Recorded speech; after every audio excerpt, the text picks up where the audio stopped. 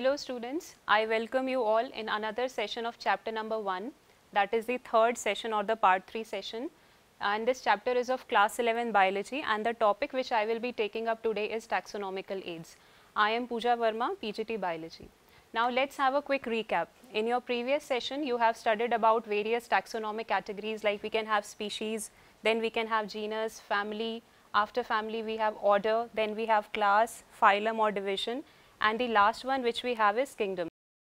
So you have already studied about these taxonomical categories before.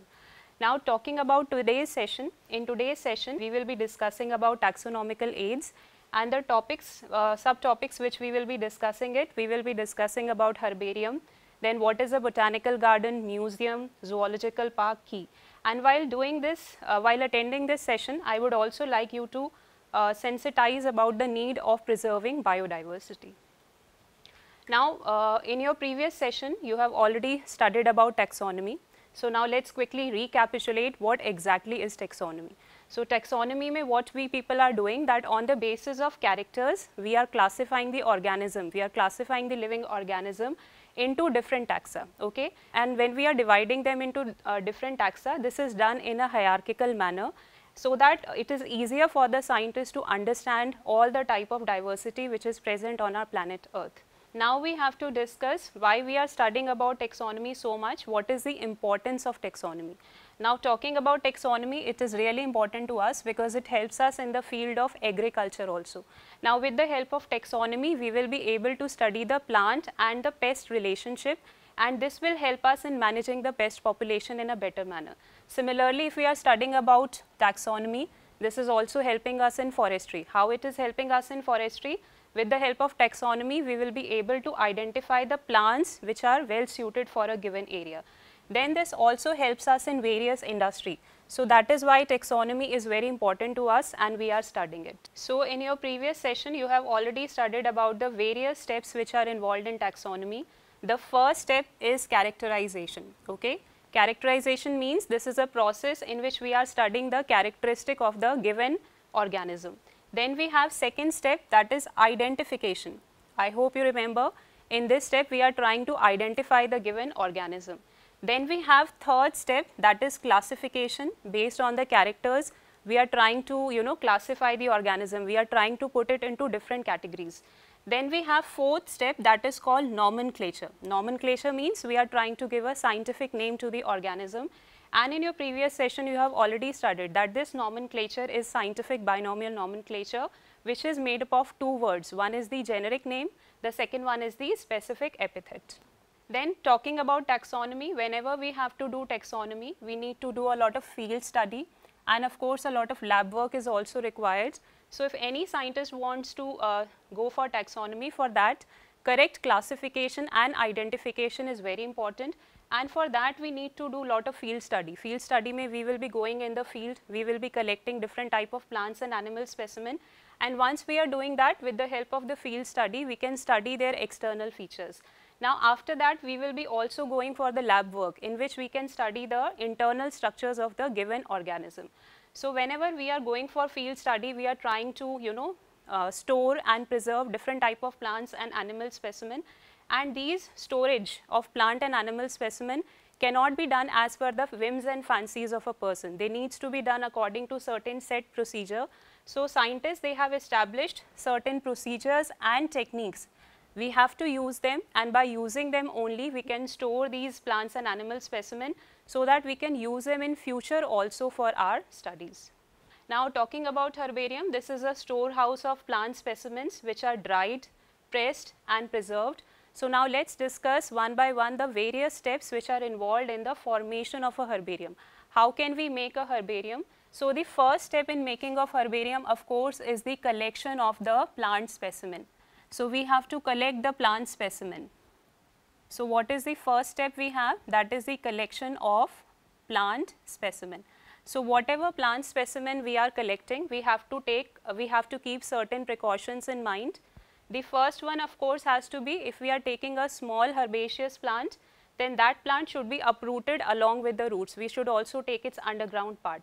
If we have a tall woody plant, we should take at least 25 centimeter twig part, and it should be preferably in the flowering stage. So once we have done that, it means we have collected the plant specimen.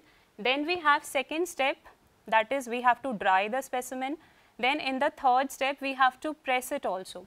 So if any professional is making a herbarium sheet, they have wooden boards by using which they will be doing step number 2 and 3. But if any student wants to do step number 2 and 3, then they can simply do it with the help of old newspaper.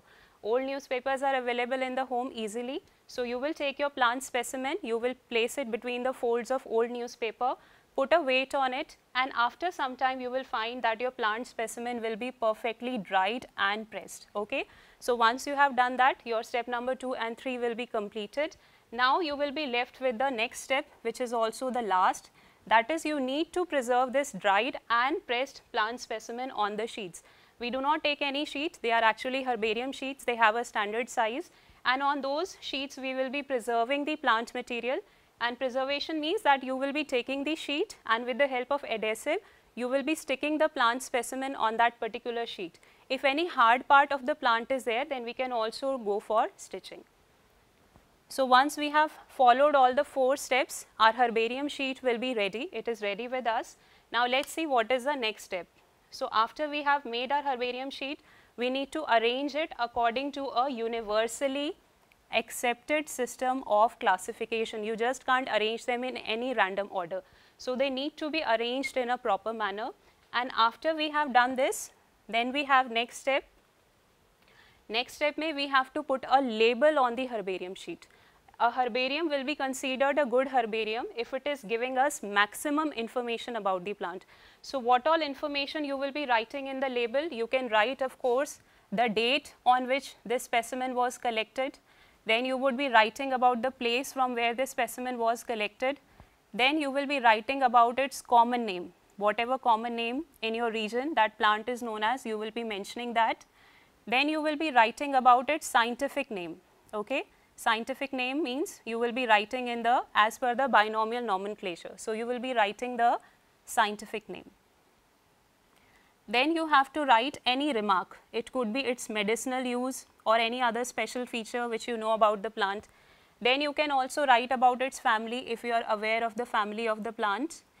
And of course, the person who is working hard in making this herbarium, name of that person also needs to be mentioned. So lastly, you can also write collector's name. Collector's name means name of the person who has collected this herbarium and has prepared this herbarium, right? So these are the different informations which need to be written on the label, and this label will be put on the right hand corner of the herbarium sheet. So after we have done the labeling, now this will acting as a very handy system. This is a permanent thing which is acting us, which is helping us in our future study, and for studying the features of the plant, we can use it in future also very easily. So this is our first taxonomical aid, and that is herbarium. Okay, so we have already discussed in detail how we can prepare a herbarium. So I am giving you a very simple activity as your home assignment, that you have to make a herbarium of a medicinal plant which is found in your area. Whichever medicinal plant is found in an area, you will try to collect that plant, and using that you will be trying to make a herbarium. So while doing this activity, you will understand the concept better, and at the same time you will also become, you will start loving and appreciating nature. Then we have second taxonomical aid, that is called a botanical garden. Okay? So second taxonomical aid, these are not normal gardens, these are specialized gardens where we have huge collection of living plants. Herbarium mein, we were not preserving the living plant, we were preserving the plant in a stem or a dead form. Here we are trying to conserve the living plants. So in botanical garden, a huge collection of living plants of different groups are present, and they help us to study the features of the plant. So that is why they are helping us in taxonomy, and we have put them under taxonomical aids.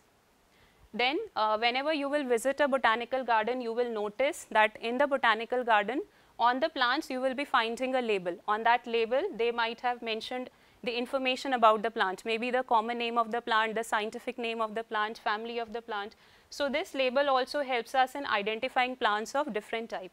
Then let's discuss about some of the famous botanical gardens. So while the largest botanical garden which is there in the world, that is the Royal Botanical Garden, and this garden is present in Kew, England. Then in India also we have large number of botanical gardens. These two are more famous one. The second one which we have to discuss, that is Indian Botanical Garden, it is present in Havra, that is West Bengal. And another very famous botanical garden which is present in India, that is NBRI, National Botanical Research Institute. This botanical garden is present in Lucknow, that is Uttar Pradesh. So the next taxonomical aid that we have to study, that is museum. So in museum, they are usually maintained in the school and colleges, in which we are trying to conserve plants and animal specimen in various form.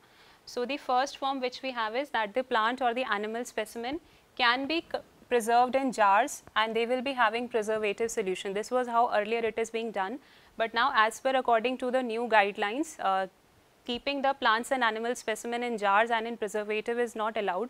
So mostly schools, they are teaching students with the help of embedded models or charts. But earlier when this method was followed, so plant and animal specimens, they were kept in the container jar, and in that we were taking the formalin solution. So this formalin solution will make sure that the body of the plant or animal specimen will not be decayed or damaged, and it can be preserved for many years, and in future also we can use it for studying the features of the given plant or animal. Then we have second method, that is called insect boxes. Insect boxes are wooden boxes in which various insects are displayed. So now let's discuss how these insect boxes are made. So for making an insect boxes, we need to capture the insect. We need to capture the insect very carefully, making sure that the body of the insect is not damaged. So with the help of net or other structures, we will be capturing the insect. After the insect has died, we will be pinning it inside the wooden box, and we will be displaying all its part, and below that a label will be put where the common name as well as the scientific name of the insect will be mentioned. Okay. Then we have third method which was used earlier, but nowadays we are not using it much, and that method is, that is larger animal, birds and animals, they can be stuffed. Okay. Stuffing means that we are trying to preserve the skin of the animal, all the internal parts are being removed, and we are stuffing the skin with some material so that it retains its lifelike state. So this method was used earlier, and it was used for display as well as educational purposes, but nowadays we are also not using this method much. Then in a museum, you may also find skeleton of various animals. Skeleton of different animals will be displayed so that we can study the internal parts, we can study the skeleton of different animal. So 4 different methods we are having in museum. The first one was, we can preserve them in the form of jars or container. We can have them, we can preserve the insects in the form of insect boxes. If we have larger animal, we can go for the method of stuffing, and then even skeletons of the animals will also be kept inside the museum. So the fourth taxonomical aid that we have to study, it is the zoological park, which is commonly known as zoo. So have you ever visited a zoo along with your parents or during a school educational trip? So there you might have noticed that in a zoo, we are keeping the wild animals in a protected manner. We are keeping them in very safe environment under human care. We are trying to provide them same conditions as are present in their natural habitat. So once we are doing that, it is helping us in lot more manner. By doing this, we can preserve the animal, and at the same time we can also learn about their food habits and behavior, and we can also study the features of the animals also. So this is how it is helping us in taxonomy. So that is why we have placed it under taxonomical aid. And one example of zoo which is present in our Delhi, that is the Delhi Zoo. So zoological parks are also very important taxonomical aid, using which we can study the features of the plant, we can study about their behavior, we can study about their food habits. So the second question which we have to discuss, do you think zoological parks and botanical gardens are meant for recreational purpose, or they have some other scientific value? Now talking about zoological parks, they are actually helping us in large number of ways. With the help of a zoological park, we can preserve the animal. If any animal is on the verge of extinction, with the help of mating programs, we try to increase their number also. And in zoological park, we also try to study about their food habits and behavior. Talking about botanical garden, this is a place where huge collection of different type of living plants is maintained. So students can go over there, they can study about different type of plants, and this will help them a lot. So they have very important role. They are not just restricted to this one purpose of recreation. Then I am giving you one open-ended question, and the question is, explain in your own words, how do botanical gardens and zoological parks help in the conservation of plants and animals? So you will try to write down the answer on your own, ki what is the importance of the botanical garden and zoological park. Point wise you can write the answer and explain it in your own words. So with this I would like to wind up the session. In this today's session we have discussed about taxonomical aids. Chapter 1 is now over. In next session you will be studying about chapter number 2, that is the biological classification. You will be studying about different type of classification systems and the 5 kingdom classification. Thank you students, and with this the session is over.